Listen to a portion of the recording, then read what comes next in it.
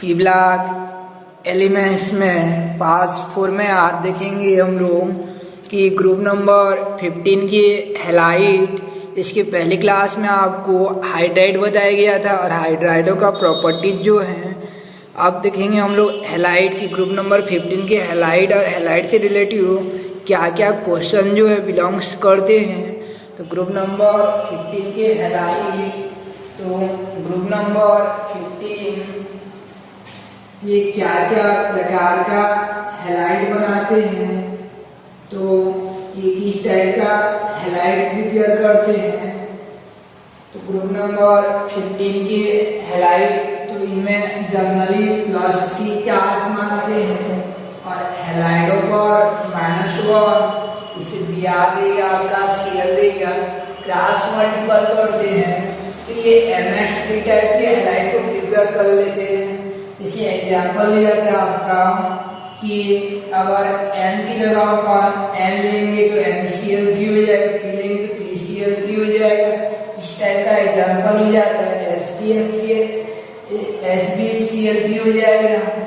तो ये group number 15 के एलिमेंट जो जनरली MX3 टाइप के हैलाइड को प्रिपेयर करते हैं, बट कुछ हैलोजनों की इलेक्ट्रोनेगेटिविटी इतना होती है कि ये मेटल को जो है, कुछ मेटल को ग्रुप नंबर 15 को लोग +5 तक ऑक्सीडाइज कर सकते हैं।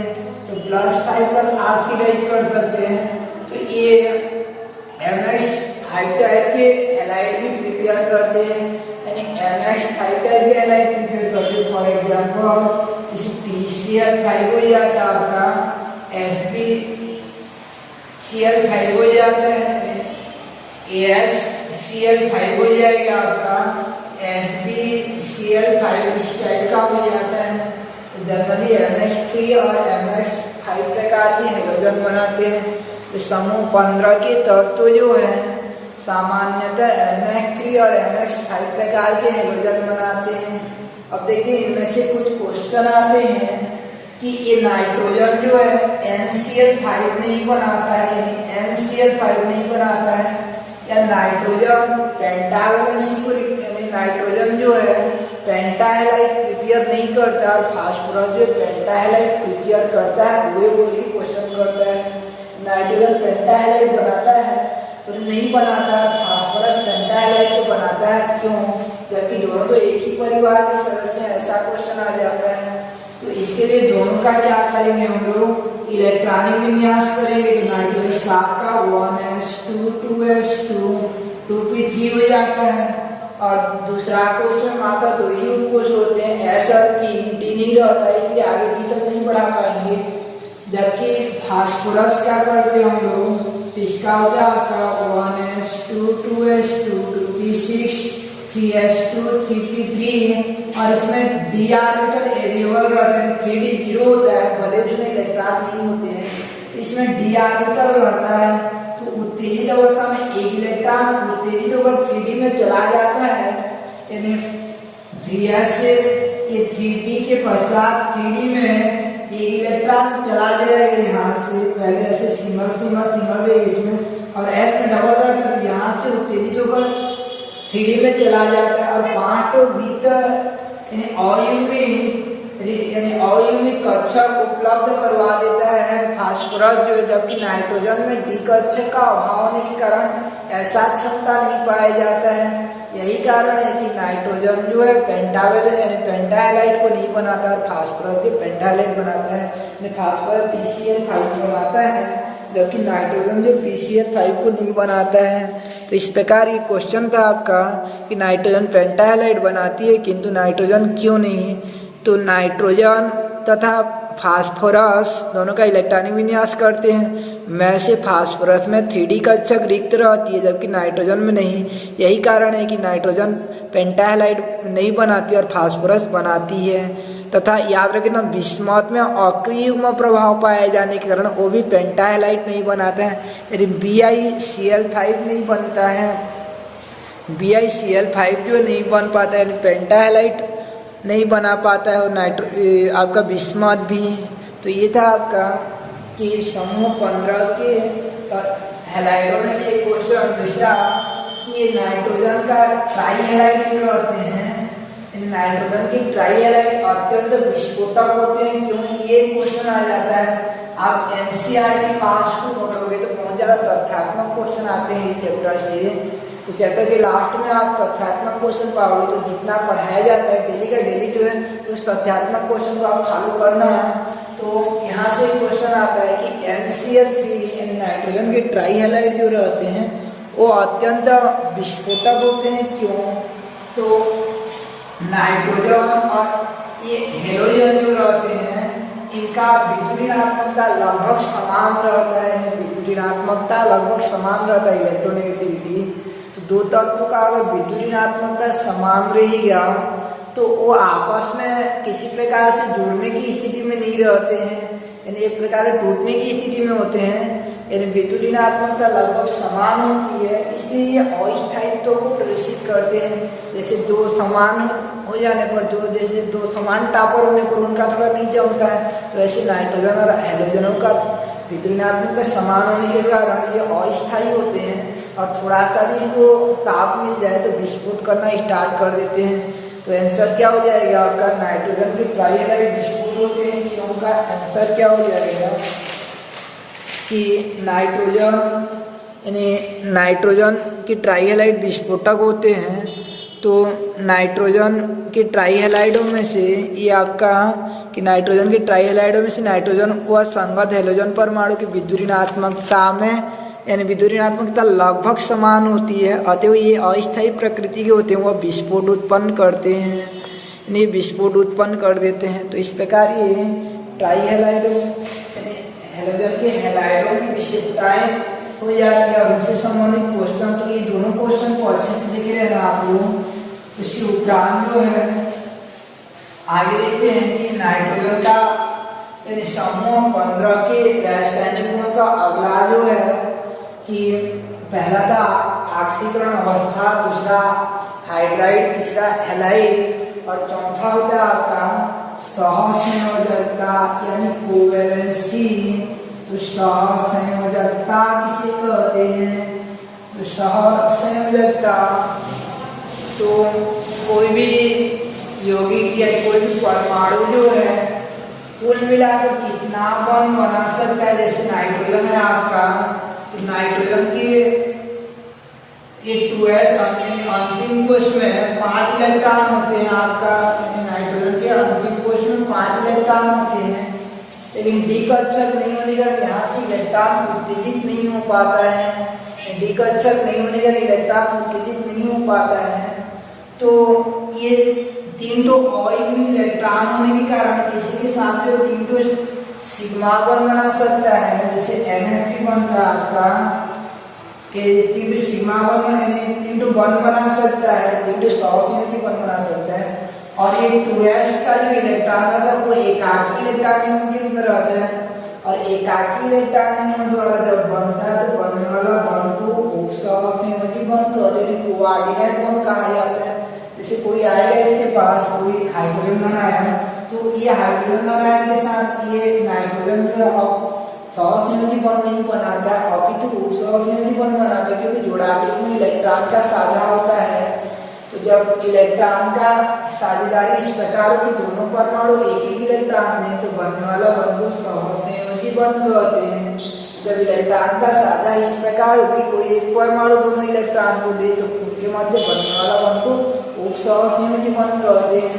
तो एक तो ये उपसहसंयोजी बॉन्ड कोऑर्डिनेट बॉन्ड और 3 सहसंयोजी बॉन्ड बना सकता है, 3 सहसंयोजी बॉन्ड और ये एक तो जो है कोऑर्डिनेट बॉन्ड उपसहसंयोजी बॉन्ड बना सकता है। तो अधिकतम एकदम 3 यानी कुल मिलाकर 4 बॉन्ड बना सकता है, इसलिए इसकी सहसंयोजकता 4 होती है। नाइट्रोजन की सहसंयोजकता कोवैलेंसी जो है आपका 4 होती है।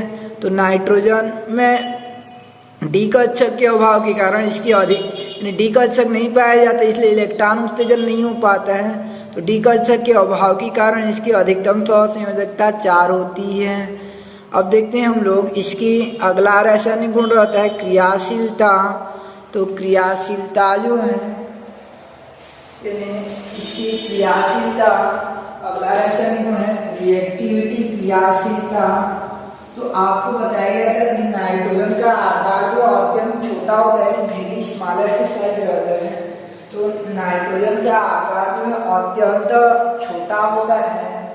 तो नाइट्रोजन और नाइट्रोजन परमाणु क्या होता है, आपस में ट्रिपल बॉन्ड द्वारा अटैच हो जाते हैं, आपस में ट्रिपल बॉन्ड द्वारा अटैच हो जाते हैं, यानी बहुबंध बना लेते हैं। तो बहुबंध बना लेते तो इसको तोड़ने के लिए बहुत ज्यादा ऊर्जा देना पड़ता है, बहुत ज्यादा ऊर्जा देना पड़ता है। जबकि ग्रुप के अन्य तत्व तो केवल सिंगल बॉन्ड बनाते हैं, सिंगल बॉन्ड को जल्दी तोड़ा जा सकता है क्योंकि बंधन ऊर्जा कम होती है। तो ये नाइट्रोजन और उसकी बंधन ऊर्जा उच्च हो जाती है, इसलिए नाइट्रोजन जो प्रकृति में जो है वह अक्रिय यानी बहुत कम क्रियाशीलता को प्रदर्शित करता है। क्वेश्चन आ जाए कि नाइट्रोजन जो है समूह के अन्य तत्वों से बहुत कम क्रियाशील होता है, क्यों? तो उत्तर क्या हो जाएगा, एक दिन बताया गया था आपको कि नाइट्रोजन का आकार अत्यंत छोटा होने के कारण इनमें बहुबंध बनाने की क्षमता होती है, जबकि फास्फोरस या अन्य तत्वों का आकार अपेक्षाकृत बड़ा होने के कारण इनमें बहुबंध बनाने की क्षमता नहीं होती है। यही कारण है कि नाइट्रोजन में बहुबंध अर्थात इसकी बंधन ऊर्जा का मान उच्च हो जाने के कारण ये अपेक्षाकृत कम क्रियाशील होता है, जबकि अन्य तत्व जो है अधिक क्रियाशील हो जाते हैं। दूसरा क्वेश्चन है, इसी को ऐसा दे सकते हैं नाइट्रोजन अक्रिय प्रवृत्ति का होता है, क्यों बोला जाएगा? तो उसका आंसर भी ये हो जाएगा कि उसका आकार अत्यंत छोटा होने के कारण है उसमें बहुबंध बनाने की क्षमता आ जाती है। नाइट्रोजन अणु जो है अक्रिय प्रवृत्ति का होता है, जो अक्रिय प्रवृत्ति का होता है, क्यों बोला जाएगा? तो नाइट्रोजन का आकार अत्यंत छोटा होने का दोनों नाइट्रोजन आपस में बहुबंध ट्रिपल बॉन्ड द्वारा जुड़े रहते हैं, जिसके कारण इनकी बंधन ऊर्जा उच्च होने के कारण ये कम क्रियाशीलता को प्रदर्शित करते हैं, यानी N2 अणु जो कम क्रियाशील होते हैं। इस प्रकार से आप कहें कि नाइट्रोजन का आकार अत्यंत छोटा होने के कारण इसमें बहुबंध बनाने की क्षमता होती है, इसके कारण इसकी बंधन ऊर्जा उच्च होती है, किंतु फास्फोरस का आकार अपेक्षाकृत बड़ा होने के कारण इसमें बहुबंध बनाने की क्षमता नहीं होती है, इसकी बंधन ऊर्जा निम्न हो जाती है। यही कारण कि नाइट्रोजन फास्फोरस तथा समूह के अन्य तत्वों से कम क्रियाशील होता है, बंधन ऊर्जा उच्च होने के कारण बहुत ज़्यादा कम क्रियाशील होता है। उसके बाद देखते हैं हम लोग कि ग्रुप नंबर 15 की ऑक्साइड जो है, यानी ग्रुप नंबर 15 की ऑक्साइड जो किस प्रकार की ग्रुप नंबर 15 जो है ऑक्साइड को प्रिपेयर करते हैं, यानी समूह 15 की हाइड्राइड, हैलाइड और रिएक्टिविटी यानी क्रियाशीलता के उपराम जो है ये इस प्रकार का ऑक्साइड प्रिपेयर करते हैं। तो ऑक्साइडों में कि एक इस टाइप के ऑक्साइड को बनाएंगे, इन पर +3 मानते हैं, ऑक्साइडों पर -2 होता है। देन क्रॉस मल्टीपल करेंगे तो ये बन जाता है आपका N2O3।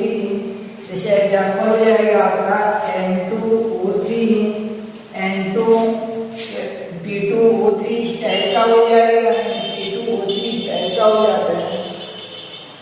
अब क्योंकि ऑक्सीजन भी क्लोरीन जैसे हाई इलेक्ट्रोनेगेटिविटी एलिमेंट्स है, इसलिए ये +5 तक उनको कन्वर्ट करवा देता है। देन यहाँ से क्रॉस मल्टीपल करेंगे तो ये बन जाता है आपका N2O5 बन जाता है। जैसे एग्जांपल होता है आपका N2O5, P2O5 इस प्रकार से होता है, P2O5 इस प्रकार से हो जाता है। तो इस टाइप के ऑक्साइड को बनाते हैं समूह 15 के तत्व M2O3 व N2O5 प्रकार के ऑक्साइड बनाते हैं। अभी ऑक्साइडों से क्या क्वेश्चन आ जाता है देखते हैं। तो ये ऑक्साइडों का यानी समूह 15 की ऑक्साइडों की अम्लीयता क्रम को स्पष्ट कीजिए, ऐसा आ जाता है जैसे N2O5, P2O5 और AS, N2O3, P2O3, ASO3 और Sp2O3, इनमें से कौन ज्यादा अम्लीय होगा उसको देखा जाएगा, यानी अम्लीयता को स्पष्ट कीजिए, यानी कौन ज्यादा अम्लीय होगा। तो याद रखे रहना एक तथ्य ये अधातुओं के ऑक्साइड जो अम्लीय होते हैं, यानी अधातुओं के ऑक्साइड जो अम्लीय होते हैं और धातुओं के ऑक्साइड जो क्षारीय होते हैं। तो ऊपर से नीचे गिराने पर नाइट्रोजन फास्फोरस आर्सेनिक तो इलेक्ट्रॉन यानी आकार बढ़ती जाती है, अर्थात इलेक्ट्रॉन त्यागने की क्षमता बढ़ती जाती है, अर्थात धात्विक गुण बढ़ती जाती है। तो ये सबसे ज्यादा धातु वाला रहेगा। तो धातु का ऑक्साइड जो क्षारीय होता है और अधातु का ऑक्साइड जो अम्लीय होता है, अधातु में अ आ रहा है तो याद रखना अम्लीय होता है। तो ये अधातु है नाइट्रोजन और उधर वाला धातु है, तो ये अधातु का ऑक्साइड जो अम्लीय हो जाता है। तो इस प्रकार से सर्वाधिक अम्लीय वाला जो आपका N2O3 हो जाता है, सर्वाधिक अम्लीय जो है N2O3 हो जाता है। अर्थात यानी समूह 15 के हाइड्राइडों में ऊपर से नीचे गिराने पर धात्विक लक्षण में वृद्धि होती जाती है, परिणामतः ऑक्साइडों की अम्लीयता घटती जाती है। N2O3 जो ज़्यादा अम्लीय हो जाएगा। उसके बाद एक नोट्स याद रखे रहना कि अगर एक ही टाइप का ऑक्साइड होगा, एक ही प्रकार की ऑक्साइड होगा, एक ही तत्व का ऑक्साइड है, जैसे आपका नाइट्रोजन का N2O, N2O2, N2O3 और N2O4 व N2O5 एक ही प्रकार का ऑक्साइड है। तो सब में नाइट्रोजन समान है और ऑक्सीकरण अवस्था निकालेंगे तो +1, यहाँ पे +2, यहाँ +3 आएगा, नाइट्रोजन का यहाँ +4, यहाँ +5। तो याद रखिएगा एसिडिटी जो है, अम्लीयता जो है वह ऑक्सीडेशन स्टेज बढ़ने के साथ बढ़ती जाती है। तो सबसे ज्यादा अम्लीय जो आपका N2O5 हो जाता है, फिर N2O3, यानी ऑक्सीकरण अवस्था बढ़ने पर अम्लीयता बढ़ती जाती है। इसको बताएंगे आगे किस प्रकार से होता है। तो N2O5 ज्यादा अम्लीय होता है और अलग अलग तत्वों के ऑक्साइड रहेगा तो अधातु का ऑक्साइड ज्यादा अम्लीय होता है। अधातु का ऑक्साइड ज्यादा अम्लीय होता है एक चीज, और दूसरा चीज कि अधिक ऑक्सीकरण अवस्था वाला का ऑक्साइड अधिक अम्लीय होता है। ये तथ्य को याद रखिएगा, कॉम्पिटिशन एग्जाम में ऐसा क्वेश्चन बहुत ज्यादा आते हैं। उसके बाद आगे देखते हैं हम लोग कि नाइट्रोजन के ऑक्साइडों की संरचना। नाइट्रोजन के जो 5 ऑक्साइड रहता है आपका N2O, नाइट्रोजन के ऑक्साइड N2O, N2O2 और N2O3, N2O4 और N2O5 की स्ट्रक्चर जो है, यानी N2O5 की संरचना। तो N2O5 का संरचना यानी 5 ऑक्साइडों की संरचना किस प्रकार से बनाएंगे। तो ऑक्साइडों का स्ट्रक्चर में पहले जो है आपका कि ग्रुप नंबर 15 में ऑक्साइड पढ़ रहे थे और ऑक्साइडों में नाइट्रोजन के ऑक्साइडों की संरचना बनाना है। तो पहले ये N2O का बना लेते हैं। इसमें 2 नाइट्रोजन है, याद रखिएगा 2 नाइट्रोजन है और नाइट्रोजन की संयोजकता को 15वां समूह है, इसलिए 15वां अंतिम कोश में 5 इलेक्ट्रॉन होते हैं। अंतिम कोश में 5 इलेक्ट्रॉन होते हैं। इनमें से दोनों नाइट्रोजन जो आपस में ट्रिपल बॉन्ड द्वारा जुड़ जाते हैं, ट्रिपल बॉन्ड द्वारा जुड़ जाते हैं और अपना संयोजकता कंप्लीट कर लेते हैं। रही बात ये ऑक्सीजन जो बचता है, कोई एक नाइट्रोजन क्या करता है, उसको सहसंयोजी बॉन्ड द्वारा जोड़ लेता है, कोऑर्डिनेट बॉन्ड द्वारा जोड़ लेता है और वो सहसंयोजी बॉन्ड को ऐसा जुड़ा के रूप दर्शाया जाता है और इधर का इलेक्ट्रॉन जो एकाकी इलेक्ट्रॉन युग्म के रूप में बचा रहता है। तो इस प्रकार से ये N2O का संरचना हो जाता है कि N में ट्रिपल बॉन्ड पाया जाता है और एक तो नाइट्रोजन में इसको उपसहसंयोजी बॉन्ड द्वारा जुड़ा रहता है। ऐसे ये NO2O2 तो इसको यानी NO के रूप में लिखा जाता है, N2O2 को NO के रूप में लिखते हैं। और ये NO का संरचना थोड़ा सा डाउटेबल टाइप का रहता है, ऐसा रहता है जिसमें O प्लस के रूप में और N माइनस के रूप में, इसको थोड़ा याद कर ले रहे हैं। उसके बाद N2O3 रहता है। तो N2O3 में 2 नाइट्रोजन का संरचना ऐसा ही बनाएंगे पहले जैसे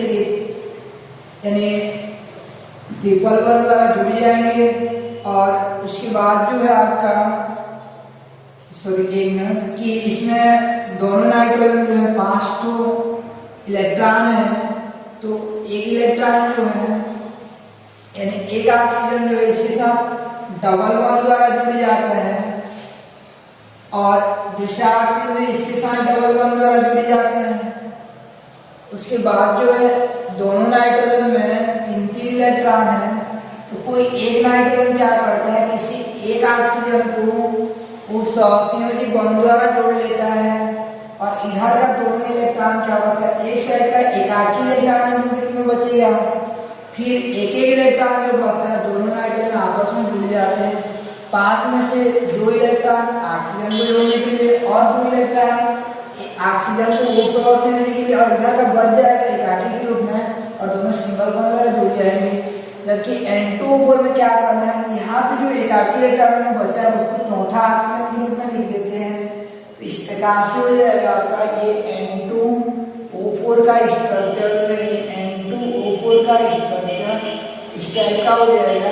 यहाँ पे एकाकी बच जाते हैं, तीसरा वाला में वहाँ नहीं बचता है और ये N2O5 का संरचना हो जाएगा आपका इस प्रकार से, यानी कि चौथा इसके जैसे ही बनाना है। 4 ऑक्सीजन को सेम वैसा जोड़ना है और 5वां ऑक्सीजन को क्या करते हैं, इन दोनों के मध्य जोड़ देते हैं। 5वां ऑक्सीजन को इन दोनों के मध्य जोड़ देते हैं। 3 टू रहता है तो 2 टू एक साइड इधर एक और 5 टू रहता है दोनों साइड 2 टू और 5 वाला बीच में रख देते हैं। ये नाइट्रोजन के ऑक्साइडों की संरचना हो जाती है। यहाँ से स्टार्ट करते हैं तो नाइट्रोजन के ऑक्साइडों का स्ट्रक्चर। तो ये था आपका नाइट्रोजन के ऑक्साइड की संरचना। उसके बाद जो होता है आपका कि ये रासायनिक गुण यहाँ समाप्त होता है। रासायनिक गुण समाप्त होने के बाद समूह 15 के तत्वों में से देखते हैं हम लोग ये नाइट्रोजन का असामान्य व्यवहार को। समूह 15 के तत्वों में से नाइट्रोजन जो है असामान्य व्यवहार दर्शाता है। यानी नाइट्रोजन जो है ये समूह 15 के एलिमेंट्स में से nitrogen, phosphorus, arsenic, antimony, bismuth, तो ये नाइट्रोजन जो असामान्य व्यवहार दर्शाता है। असामान्य व्यवहार का अर्थ होता है कि वो समूह से हटकर व्यवहार को दर्शाता है, ग्रुप से हट करके व्यवहार को दर्शाता है। नाइट्रोजन जो है समूह से हट करके व्यवहार को दर्शाता है। तो क्या व्यवहार दर्शाता है उसको देखते हैं। तो ये नाइट्रोजन का असामान्य व्यवहार है। सबसे अलग व्यवहार का कारण को पहले देखते हैं। नाइट्रोजन का आकार अत्यंत छोटा होता है, आकार अत्यंत छोटा और द्विकक्षक अभाव, द्विकक्षक नहीं पाया जाता नाइट्रोजन में, और उच्च विद्युत ऋणात्मकता, ये तीनों कारण इन तीनों के लिए कुछ अलग व्यवहार दर्शाता है। जैसे घर में जो छोटे रहते हैं सबसे वो अपने से बड़ों से थोड़ा सा हट करके व्यवहार प्रदर्शित करते हैं, तो ऐसे नाइट्रोजन समूह से अन्य तत्वों से हटकर व्यवहार प्रदर्शित करता है। इस समूह 15 के तत्व में से नाइट्रोजन असामान्य व्यवहार को दर्शाता है कि नाइट्रोजन का आकार अत्यंत छोटा डी ऑर्बिटल का होगा और उच्च विद्युत ऋणात्मकता। नाइट्रोजन का आकार अत्यंत छोटा डी ऑर्बिटल का अभाव व उच्च विद्युत ऋणात्मकता के कारण ये निम्न असामान्य व्यवहार को प्रदर्शित करता है। तो क्या क्या दर्शाता है उसको देखते हम लोग। तो पहला होता है आपका कि नाइट्रोजन द्विपरमाणुक होता है, जबकि समूह के अन्य तत्व तो बहुपरमाणुक होते हैं। इसको एक बार समझाया गया था आपको।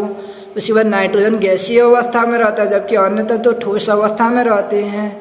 और ये भी बताया गया था नाइट्रोजन पेंटाहाइलाइड नहीं बनाता, जबकि अन्य तत्व तो बनाते हैं।